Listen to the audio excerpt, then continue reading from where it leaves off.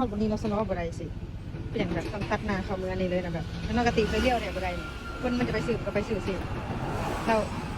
มันไปที่บ่เข้าใจเป็นอย่างเลิศที่จะเลี้ยวไปทางฝั่งซ้ายตรงนี้น่ะมันคือแบบว่าบ่ท่าเฮาน่ะมันตัดหน้าไปน่ะคล้ายๆเรือวีโก้เมื่อกี้นั่นคือกันมันค่อยบ่เบรกก็คือตัดหน้าไปเลยน่ะนี่ค่อยงงมาฮอดบนจุดนี้นี่แหละอันนี้มันสามแยกกันทางจะไปเส้นลูกของท่านหินเนาะอันนี้มันไปบางกะอ้อยมีทางจะไปทางเส้นไปเก่านี่อันนี้มันทางไปอันทางงงคนมาตามหลังน่ะผมงูอยู่ว่าเจ้าจะเข้าเส้นนี้แต่เป็นอย่างเจ้าคือบ่สโลให้คอยอันขี่กายไปนี่ก่อนเขาบ่เข้าใจเป็นอย่างต้องแบบต้องขี่ตัดนี่ไปขี่ตัดหน้าไปแบบแซงไปขนาดค่อยจะมาเว้าเรื่องหนึ่งให้ฟังเมื่อกี้น่ะค่อยขี่รถจากทางบ้านจินทาดเนาะจะมาปะอ้อยแล้วค่อยงงรถที่ว่ามันจะแซงไปอันทางถ่านหินน่ะนะหรือว่าทางการเงินน่ะนะเป็นอย่างต้องปาดหน้าคือรถวิโก้คันเมื่อกี้หั่นเนาะถ้าค่อยบ่จอดหั่นน่ะค่อยอาจจะโดนต่ำหรือว่าอาจจะเกาะเนี่ยอย่างจะได้หั่นน่ะเป็นอย่างว่าค่อยบ่เข้าใจเป็นอย่างบ่สลอเป็นอย่างบ่ท่าเป็นอย่างเจ้าบ่เบิ่งว่าค่อยตีไฟเลี้ยวจะไปเบื้องซ้ายมือบ่ค่อยจะไปเบื้องขวามือบ่เจ้าคือบ่สังเกตตัวนั้นหั่นก่อนเจ้าฟ้าวไปใส่ขี่มาฮอดใกล้ๆจะฮอดบนโค้งแล้วปาดหน้าไปเลยน่ะมันบ่ถูกเนาะบ่แม่นว่าค่อยตามเจ้าค่อยผิดเด้คันว่าแบบนั้นแท้เพราะว่าเจ้าว่าเจ้าโค้งแล้วค่อยตามเจ้าอยู่ในเส้นขาวว่าเสียเจ้าอยู่ในหันแล้วเจ้าบ่ได้เจ็บบ่ได้ไหม้มันบ่ได้หมายความว่ารถใหญ่อย่างเดียวเนาะมันมีรถจักรเด้มันเป็นจังได๋หั่นน่ะเป็นหยังฟ้าวแฮงอะคันฟ้าวแฮงน่ะแนะนำให้ไปตั้งแต่เมื่อวานให้ไปตั้งแต่เมื่อวานนี้เลยเก็บเครื่องไปตั้งแต่เมื่อวานนี้เลยถ้าว่าฟ้าวน่ะบ่คันซั่นก็ออกตั้งแต่เช้าตั้งแต่4 โมงเช้าเนาะข้อยอยากแนะนำให้แบบนั้น เจ้าก็ต้องเบิ่งเด้ติว่าค่อยตีไฟเลี้ยวค่อยจะไปเบิ่งซ้ายค่อยจะไปเบิ่งขวา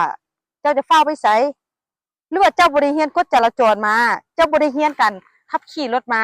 เจ้าบ่ฮู้กฎหยังเลยค่อยเข้าใจว่าเจ้าฟ้าวเจ้าก็ต้องเบิ่งกันแม่เจ้าก็ต้องควรระมัดระวังเนาะเพื่อบ่ให้มันเกิดอุบัติเหตุเนาะค่อยก็บ่อยากเกิดอุบัติเหตุเพราะว่าเฮาบ่ฮู้ว่าเฮาจะเจ็บเฮาจะเป็นเฮาจะตายเนาะหรือว่าเสียชีวิตแนวใดหั่นน่ะต้องมีความระมัดระวังช่วยกันเนาะคือคันแม่นข้อยเองน่ะคันว่าขี่รถใกล้เท่าน่ะประมาณท่าเรือไวท่าเรือเร็วหั่นน่ะแล้วก็หรือว่าฮอดใกล้ๆที่ฮอดใส่ของน่ะค่อยจะตีไฟเลี้ยวเลยเด้ว่าค่อยจะไปทางขวาค่อยจะไปทางซ้ายน่ะเพื่อให้รถนำหลังหั่นน่ะมาเบิ่งเนาะให้รถนำหลังหั่นน่ะมาเบิ่งว่ามันบ่สมควรเฮ็ดแบบนี้เด้อแบบจะได้ว่าบ่ให้รถทางหลังหั่นน่ะแซงค่อยเนาะค่อยเลยเฮ็ดแบบนั้นน่ะว่าบ่ให้มันทันแซงค่อยว่าให้ค่อยอยากให้เลาหั่นน่ะฮู้ว่าอันรถนำหลังนี่เป็นจังนั้นเป็นนี่เด้ออันว่ามันนำก้นเฮามาติดๆแล้วเนาะเฮาจะตีไฟเลี้ยวซ้ายว่ะเพราะว่าค่อยบ่ได้ไปเบิ่งขวาได้ให้เลาฮู้เนาะบัดนี้ก็ค่อยขี่กลับไปนั่นมันก็แล้วแต่ว่ามื้อนี้ค่อยงงมันค่อยเจอแบบเหตุการณ์แบบนี้มันหลายเทื่อแล้วหรือว่าค่อยเจอคนเดียวคนอื่นเขาก็เจอสถานการณ์แบบนั้นคือกันบ่น่ะข้อยก็อยากรู้คือกันเพราะว่ามาเมื่อกี้นี่อันข้อยก็เหลือใจแฮงโตค่อยเบิ่งนะค่อยเบิ่งแว่นเนาะค่อยขี่รถจักรมาเนาะค่อยเบิ่งแว่นทางน่ะค่อยรถคันนี้มันต้องปาดหน้าเข้าไปแน่นอนแล้วค่อยชะลอมันก็ปาดหน้าไปแท้ๆฟ้าวไปไสฟ้าวแล้วคือบ่ไปก่อนคันเจ้าฟ้าวไปเวียกเจ้าก็ต้องออกก่อนโมงแม่นบ่แล้วเวลาเจ้าฟ้าวไปรับลูกรับหลานเจ้าก็ต้องออกก่อนโมงช่วงเช้าเจ้าก็ออกตั้งแต่10 โมงเช้าเนาะถ้าเจ้าสิไปเส้นนั้นแล้วบัดนี้ช่วงบ่ายเจ้าก็ต้องออกตอน2 โมง2 โมงสวยเนาะมันจะบ่มีรถมาหยังหลายมันจะได้หั่นน่ะมันจะเป็นจังนั้นได้เนาะคันว่าเจ้าฟ้าวแฮงน่ะจะไปแต่เมื่อวานเลยไปทางที่ดีน่ะเก็บเครื่องไปแต่เมื่อวานนี้เลยคันเจ้าฟ้าวแฮงเจ้าก็ต้องออกก่อนเวลาเจ้าฮอดสินั้นเจ้าต้องควรระมัดระวังแม่ว่าเขาจะไปซ้ายไปขวาบ่แม่นจะมาปาดหน้ากันแบบนั้นเด็กน้อยเรียนขับรถขึ้นใหม่แฮงให้เวลาเลิกโรงเรียนน่ะ